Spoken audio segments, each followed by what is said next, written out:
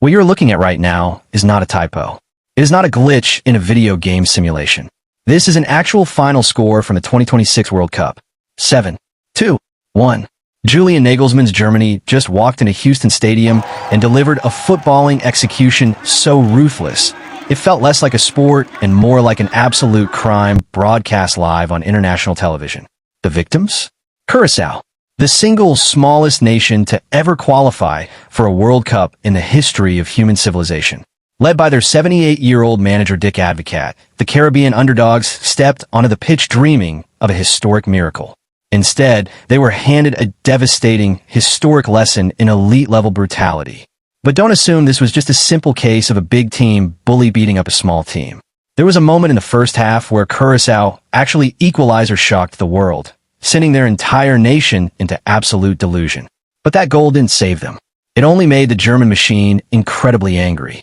In this video, we are pulling back the curtain on the jaw-dropping tactical system Nagelsmann used to score every 10 minutes, the hilarious historical records broken on the pitch, and why this terrifying 7-1 destruction proved Germany is officially the scariest team in this tournament. Before the ball even rolled on the pitch, this game smashed a historic World Cup record. We witnessed the single largest coaching age gap in football history. In one dugout, you had Julian Nagelsmann, the youngest manager in the 2026 tournament at just 38 years old. In the opposite dugout stood Dick Advocaat, the oldest manager to ever coach a World Cup match at 78. It was literally a battle of generations. And from a squad perspective, the gulf was just as wide. Germany lined up with world-class generational geniuses like Jamal Musiala and Florian Wirtz, supported by 40-year-old legend Manuel Neuer, returning from retirement.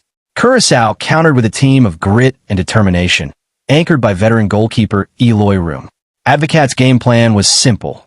Park a double-layered bus in a low defensive block, burn the clock, and pray for a counterattack. But Nagelsmann knew that a deep defensive block is completely useless if you don't pressure the passer. And within just 6 minutes, Germany found the first crack in the wall. In the 6th minute, the German machine clicked into high gear. Florian Wirtz carried the ball down the half space, dragging 2 Curaçao defenders out of position before sliding a casual, precise ball to Felix Nmecha. Nmecha didn't even look up. He just met the ball with a brilliant, side-foot first-time finish right into the far corner. 1-0 Germany. The rout was supposed to start right there. But then, the 20th minute arrived, bringing with it one of the most unbelievable moments in World Cup history. Curaçao managed to string 3 passes together on a rare breakaway. Livano Comenencia picked up the ball on the edge of the area and unleashed a highly speculative, desperate shot. The ball struck Joshua Kimmich's knee, completely shifting its trajectory. Manuel Neuer could only watch in absolute horror as the ball slowly floated over his outstretched arms and into the back of the net. 1-1. The smallest nation on earth had just scored against a 4-time world champion. The Curaçao bench went completely feral, celebrating like they had just won the entire tournament. But their joy was tragically short-lived. If you embarrass a giant, you have to be ready to face the consequences. Germany didn't panic. During a cooling water break, Nagelsmann gathered his players around the tactical whiteboard, reminding them to stay wide and overload the penalty box. The instruction worked like clockwork. In the 38th minute, Nico Schlotterbeck ran completely unmarked onto a corner kick, slamming a powerhouse header past Eloy Room to make it 2-1. Then, right in first-half stoppage time, Curaçao's defense completely collapsed under pressure. Rightfully, Bezoer lunged wildly inside the box, taking down a surging Felix Nmecha. The referee pointed directly to the penalty spot, and Kai Havertz casually stepped up, rolling the ball home to give Germany a commanding 3-1 lead before the halftime whistle blew.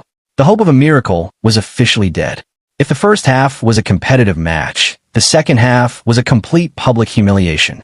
Just 2 minutes after returning from the tunnel, Joshua Kimmich delivered an absolute peach of a pass straight to Jamal Musiala.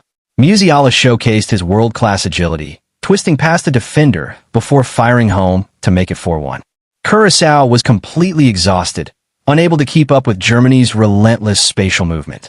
Enter Nathaniel, the young Frankfurt fullback, who is rapidly becoming Germany's most dangerous defensive weapon, delivered an assistant cross to Schlotterbeck earlier, but in the 68th minute, he decided to take the spotlight for himself.